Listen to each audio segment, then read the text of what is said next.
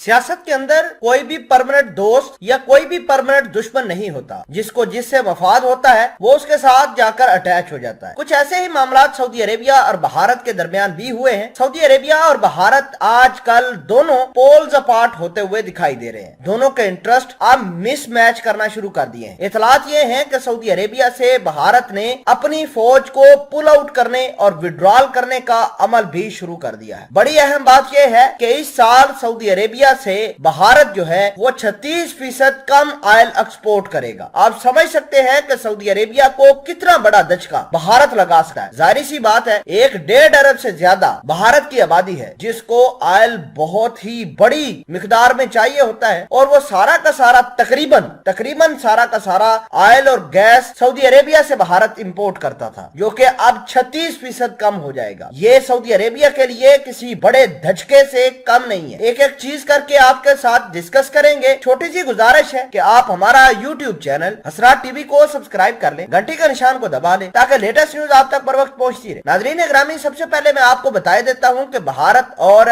Saudi Arabia के ताल्लुकात खराब हो गए हैं। इनके दरमियान अब लड़ाई हो गई है। वो इस वजह से कि भारत को जाहिर सी बात है ऑयल की बड़ी मिकदार में जरूरत होती है। वो अब सऊदी अरेबिया से नहीं बल्कि मुख्तलिफ मुमालिक जैसे कि ईरान हो गया, रशिया हो गया, सेंट्रल एशिया हो गया, यहाँ से इंपोर्ट करेगा। आपको ये भी बता देते हैं कि जब कोरोना वबा आई थी तो पाकिस्तान और सऊदी अरेबिया के दरमियान ताल्लुकात खराब हो गए थे। सऊदी अरेबिया ने बड़ी तादाद में पाकिस्तान के जो वर्कर थे उनको निकालना शुरू किया। सऊदी अरेबिया ही नहीं बल्कि यूएई ने भी अपने बड़ी तादाद में जो पाकिस्तान के वर्कर्स उधर काम करते थे उनको निकालना शुरू किया। बहरहाल भारत को स्पेस मिल गई। भारत ने अपने पंजे गाड़े। भारत ने सऊदी अरेबिया को इस्तेमाल किया पाकिस्तान के खिलाफ, और सऊदी अरेबिया को गाइड किया कि पाकिस्तान को किसी तरीके भी आपने लोन नहीं देना। जाहिर सी बात है उस बात पाकिस्तान ने बड़ी तेजी से सऊदी अरेबिया का लोन वापस किया, और उसके बाद पाकिस्तान और सऊदी अरेबिया के ताल्लुकात खराब हो गए। नाज़रीन ग्रामी, भारत ने अपॉर्चुनिटी जानी और अपनी फौज सऊदी अरेबिया के अंदर डिप्लॉय कर। अब सऊदी अरेबिया के मुख्तलिफ जगहों पर सऊदी अरेबिया की फौज को हेल्प करने के लिए भारतीय फौज मौजूद है। नाज़रीन ग्रामी, इतलात ये है कि भारत के अंदर बातें चल रही हैं कि सऊदी अरेबिया के साथ अब भारत और दीगर ममालिक डिफेंस पैक्ट खत्म करना चाहते हैं। भारत अपनी फौज वहां से निकाल कर अपने मुल्क दोबारा शिफ्ट करना चाहता है। नाज़रीन ग्रामी, इसके पीछे अमेरिकी सदर बाइडन है। बाइडन सरकार की एक पॉलिसी रही है कि वो शहजादा मोहम्मद बिन सलमान को पसंद ही नहीं करता, और भारत अब अमेरिका